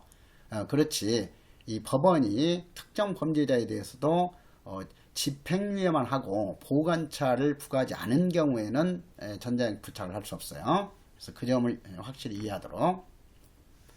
집행유예, 단순히 그냥 집행유예만 하고 보호관찰은 병구하지 않은 경우에는 전자장치 부착을 명할 수 없다. 집행유예 하면서 동시에 보호관찰도 명한 경우에만 준수사항 이행 여부 확인 등을 위하여 전자장치 부착을 명할 수 있다는 거예요. 의무적 부착이죠. 그래서 28조 1항 방금 전에 내가 강조한 내용 이해하면서 이렇게 풀도록 하는 문제가 출제될 수 있어요. 그래서 그 점 이해하도록 하고, 다음에 뭐 사망 같은 경우도 법원은 전자장치 부착을 명하기 위하여 필요하다고 인정하는 때는 피고인의 주거지 그 법원 소재를 관한 보관찰소의 장에게 범죄의 동기라든가 피해자와의 관계, 심리상태, 재범연성 등 피고인에 관하여 필요한 사항의 조사를 역시 요청할 수 있다 하는 것. 그리고 29조 1항 부착명령은 전자장치 부착을 명하는 법원의 판결이 확정된 날로부터 집행하는 거죠. 집행유예를 하기 때문에 교정시설에 수용되는 사람이 아니기 때문에 확정된 날로부터 집행한다 하는 거. 그리고 이러한 거 집행유예 하면서 보관차를 명해 가지고 전자장치 부착이 이루어진 경우에 부착명의 집행 종료 사유도 이해 이조로 이렇게 봐두시면 되겠죠. 그 다음에 제5장 보석과 전자장치 부착이죠. 자, 그래서 별표 2개 하고 32조의 2 법원은 보석 조건으로 피고인에게 전자장치 부착을 명할 수 있다. 그래서 이것이 20년에 새롭게 개정해 가지고 도입이 됐어요. 그래서 전자보석제도가 우리나라에서도 시행이 되고 있다. 그래서 보석할 때 일반적으로는 그 보석 보증금을 납부하도록 하고 있는데 이런 보석할 때 보석 조건으로 보증금 납부만이 아니라 피고인에게 전자장치 부착을 명할 수도 있다 하는 거. 자, 2항 법원은 전자장치 부착을 명하기 위하여 필요하다고 인정하는 그 법원의 소재지 피고인의 주거지를 관한 보호관찰소의 장에게 역시 그 조사를 의뢰할 수 있다. 그래서 보석 결정 전 조사 제도라고 할 수 있어요. 그래서 이 경우에도 보관찰소의 장에게 조사를 의뢰할 수 있는 것이지 경찰 관서장에게 조사를 의뢰하는 것이 아니다 하는 점을 주의하고, 그리고 의무적 조사이지 필요적 조사가 아니다 하는 것은 이미 충분히 이제 숙지가 되어 있죠. 그래서 그 점을 이해하도록 하고, 그 다음에 제31조의 3 전자장치 부착의 그 집행 법원은 보석 조건부로 전자장치 부착을 명한 경우 지체 없이 그 결정문 등본을 피고인의 주거지를 관할하는 보관찰소 장에게 송부해야 된다. 그래서 이 전자장치 부착은 보관찰관이 집행하기 때문에 이런 거 규정을 두고 있죠. 자, 이 뭐 31조의 보석 조건부로 전자장치 부착된 경우에 부착 종료 사유라든가 이런 것들도 그렇게 이해하면서 봐두시면 되겠어요. 그리고 좀 세부적으로 그 시행령 그 절차까지도 한번 정도 읽으면서 알 필요는 있죠. 자, 그래서 보관찰소의 장은 피고인의 보석 조건 이행 상황을 매월 말일 기준으로 작성해서 그 다음 달 10일까지 보석 결정을 한 법원에게 송부해야 된다. 법원에 보내줘야 된다 하는 거.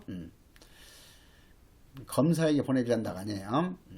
그 점을 이해하도록 하고, 그리고 23조 7회에 있어서 보석 조건 위반 통지에 대해서는 보관찰소의 장은 전자장치 보석 피고인이 보석 결정을 한 이런 것 준수사항을 위반한 경우 보석 결정을 한 법원과 그 법원에 대항하는 검찰청 검사에게 지체 없이 통보해야 된다 하는 거.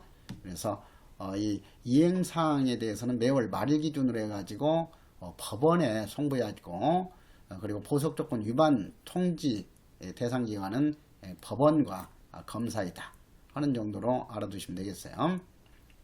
그리고 제 5장에 2 해가지고 스토킹 행위자에 대한 전자장치 부착이 새롭게 도입이 됐죠. 자, 그래서 31조의 6은 별표 2개 해가지고 항상 시험에 있어서는 최근에 개정된 그 조문들이 제 1차적으로 그 출제 대상이 돼요. 그래서 그런 점을 감안해서 별표 2개 한 거예요. 자, 전자장치 부착의 집행 법원은 스토킹 범죄에 관한 법률, 스토킹 처벌법에 따른 잠정 조치죠. 이건 잠정 조치는 형이 완전히 확정된 이후에 하는 그런 거 조치가 아니야. 지금 수사 재판 진행 중에 있으면서 이런 거 조치를 하는 거예요. 그래서 이 피해자를 보호하기 위해서 이런 거 확정 판결을 내려지기까지 기다릴 수는 없기 때문에 이렇게 이 수사나 재판 받고 있는 도중에도 일정한 자유 제한 조치를 하도록 하는 것이 잠정 조치예요.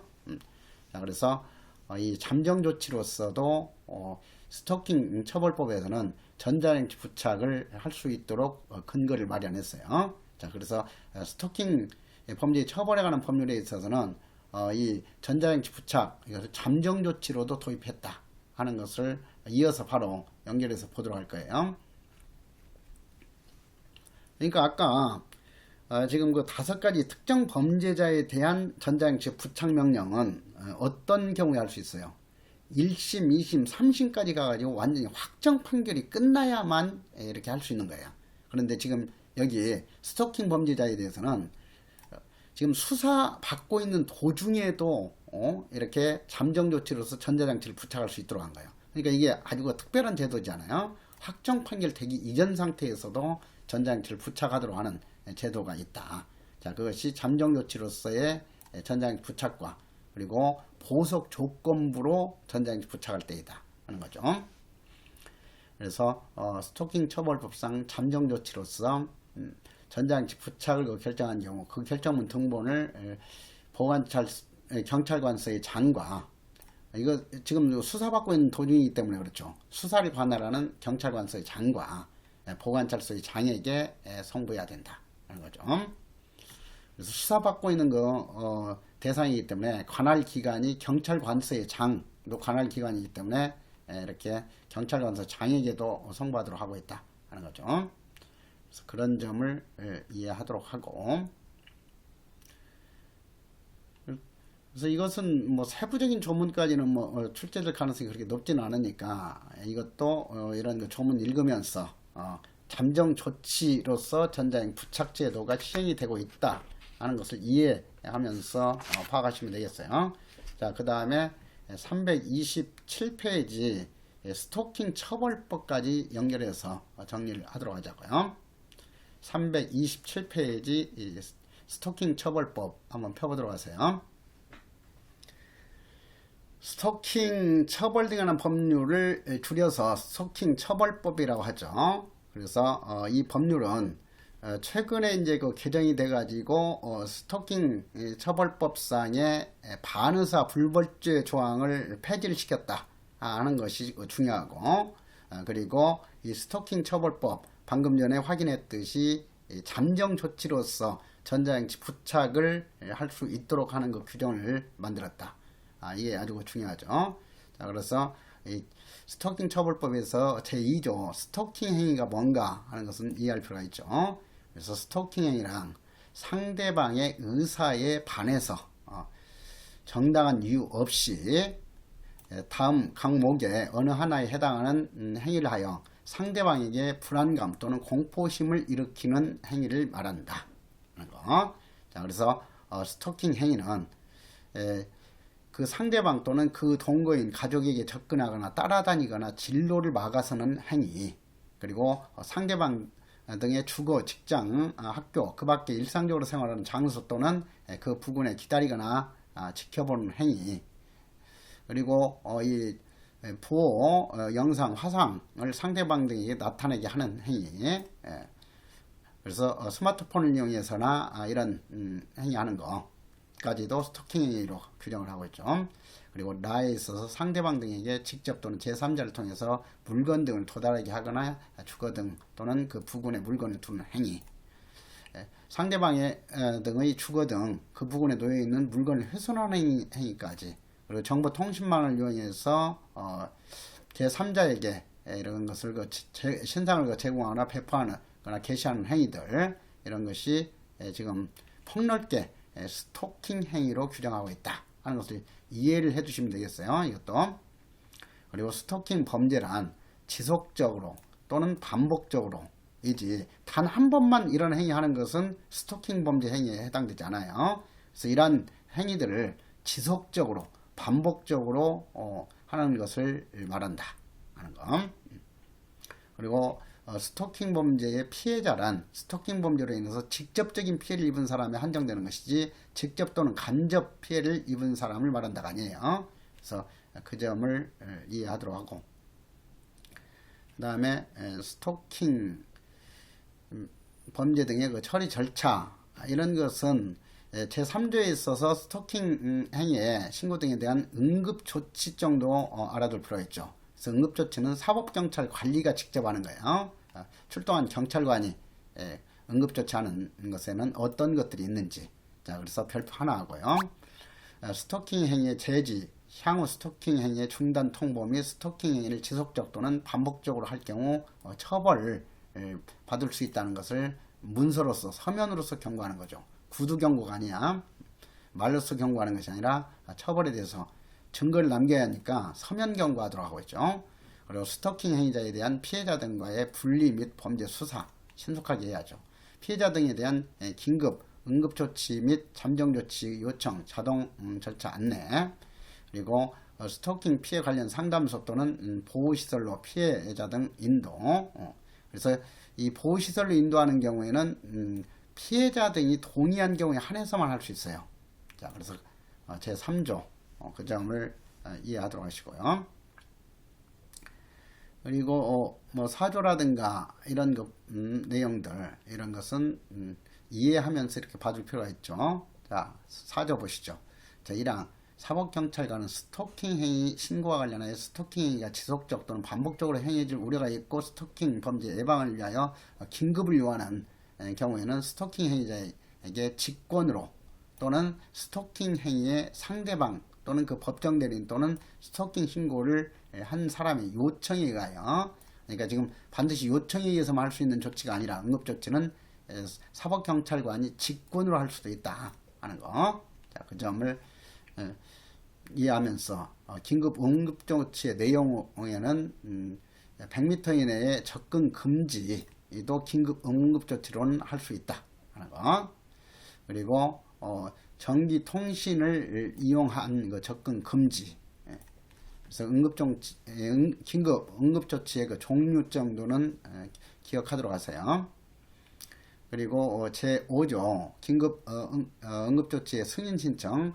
1항 사법경찰관은 긴급 응급조치를 하였을 때는 지체 없이 검사에게지 법원에 하는 게 아니에요. 검사에게 해당 긴급 응급조치에 대한 사후 승인을 지방법원 판사에게 청구해 줄 것을 신청해야 한다. 그래서 긴급 응급조치의 승인은 최종적으로 검사가 하는 것이 아니라 지방법원 판사가 하는 거다 하는 것. 자, 1항에 신청을 받은 검사는 긴급 응급조치가 있었던 때부터 2일, 48시간인가 2일이죠.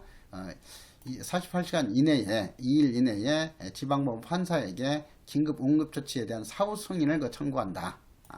그리고 지방법원 판사는 스토킹 행위에 지속적 또는 반복적으로 행해지는 것을 예방하기 위하여 필요하다고 인정한 경우는 청구된 긴급 응급조치를 승인할 수 있다 하는 거. 그리고 승인받지 못한 경우에 사후 승인을 하지 아니한 때는 즉시 기응급조치를 취소해야 된다 하는 것은 당연하죠. 그리고 이것은 시험에 출제될 수 있으니까 별표 하나 하고, 긴급 응급조치의 기간은 1개월을 초과할 수 없다 하는 건 일주일을 초과할 수 없다가 아니고 1개월을 초과할 수 없다 하는 것을 알아둘 필요가 있어요. 변경이라든가 이런 것은 지금 첫 시험이기 때문에 출제 가능성이 그렇게 높지 않아요. 자, 8조 보시면 검사는 스토킹 범죄가 재발할 우려가 있다고 인정하면 직권, 역시 직권 또는 사법경찰관의 신청에 따라서 법원에 당 각 호에 잠정조치를 청구할 수 있다 하는 거죠. 잠정조치 청구니까. 그래서 잠정조치. 그리고 구조는 별표 2개 하고 스토킹 행위자에 대한 잠정조치의 종류 가지고 출제할 수 있어요. 자, 1항 법원은 스토킹 범죄의 원활한 조사, 심리 또는 피해자의 보호를 위하여 필요하다고 인정할 경우는 결정으로서 스토킹 행위자에 대해서 다음 각호 어느 하나에 해당하는 조치를 할 수 있다. 그래서 잠정조치는 사법경찰관이나 검사가 하는 조치가 아니라 법원에서 하는 조치예요. 그래서 이것도 사법처분이죠. 행정처분이 아니라. 그래서 잠정조치의 성질을 좀 이해하고, 그리고 잠정조치에는 긴급조치하고 어떤 점에서 차이가 있는지 그 종류도 구분해야 되겠죠. 그래서 앞에서 긴급조치가 아니라 응급조치였죠. 자, 피해자에 대한 스토킹 범죄의 중단에 관한 서면 경고, 그리고 피해자 또는 동거인 등으로부터 100m 이내에 접근 금지, 그리고 전기통신을 이용한 접근 금지. 여기 특별히 여기 형광등을 밑줄 긋고 위치 추적 전자장치 부착 또 잠정 조치 하나로서 할 수 있다 하는 거. 그리고 국가 경찰관서 유치장 또는 구치소의 유치 이렇게 해서 그 잠정 조치의 종류 아닌 것을 묻는 문제가 출제될 수 있으니까 그 점을 이해하도록 하시고요. 그리고 제1항의 각호의 잠정 조치는 함께 2개 이상 병가할 수 있다 이 뜻이잖아요. 함께 할 병자니까 함께 부과할 수 있다 2개 이상을. 그래서 그런 점을 이해하도록 하시고, 그리고 제10조 잠정조치 집행에 있어서 법원은 잠정조치 결정을 한 경우는 법원 공무원이나 사법경찰관리, 구치소 소속 교정공무원 또는 보호관찰관으로 하여금 집행하게 할 수 있다. 그래서 잠정조치는 보호관찰관만 집행하는 게 아니고 사법경찰관리만 집행하는 것이 아니다 하는 거. 그래서 그런 거 특성을 이해를 해 두시면 돼요. 그리고 첫 시험이기 때문에 뭐 변경이라든가 이런 것까지 먼저 출제하지는 않을 것 같으니까 확실하게 별표한 것만 기억하도록 하세요. 그리고 당연히 항고도 검사 스토킹행위자 그 법정 대리인 긴급 응급조치 그리고 잠정조치에 대한 그 결정에 대해서는 항고할 수 있다 하는 거. 그리고 당연히 소년법에서도 항고 기간 7일 이내로 하고 있고 항고장 제출도 원심법원 항고장 제출한다 하는 것도 소년법에서 공부했던 내용 그대로 연결하면서 이해하면 되겠죠. 자, 그리고 제16조 별표 하나 하시고 항고와 재항고는 결정 집행을 정지하는 효력이 없다 하는 것도 소년법에서 규정한 내용과 똑같아요. 그래서 그 점을 이해하도록 하고요. 그리고 제17조의 2 이것은 그 특별한 규정이니까 별표 하나 하시고, 법원 또는 수사기관이 피해자 또는 스토킹 범죄를 신고한 사람을 그 증인으로 신문하거나 조사하는 경우는 신변 안전주체에 관하여 특정 신고자 등 보호법을 준용하도록 하고 있다. 그래서 이 피해자 등에 대한 스토킹 범죄 피해자 등에 대한 신변 안전 조치 규정도 인정하고 있다. 이렇게만 알아두시면 돼요. 자, 그래서 그 점을 이해하도록 하고, 자, 벌칙 정도는 알아둘 필요 있죠. 18조도 별표 하나 하시고, 스토킹 범죄를 저지른 사람에 대해서는 3년 이하의 징역 또는 3천만 원 이하의 벌금에 처하도록 하고 있죠. 그래서 아주 무겁게 처벌하도록 하고 있고, 그리고 제19조에 있어서 형벌뿐만 아니라 수강명령 등을 병가할 수 있도록 규정을 하고 있다. 법원은 스토킹 범죄를 저지른 사람에 대해서는 유죄 판결, 선고유예는 유죄 판결이긴 하지만 선고유예할 때는 제외하죠. 유죄 판결을 선고하거나 약식명령을 고지하는 경우에는 200시간 범위에서 200시간은 좀 기억하도록 하고요. 재범 예방에 필요한 수강명령 또는 스토킹 치료 프로그램 이수명령을 병가할 수 있다 하는 정도까지 알아두시도록 하고요.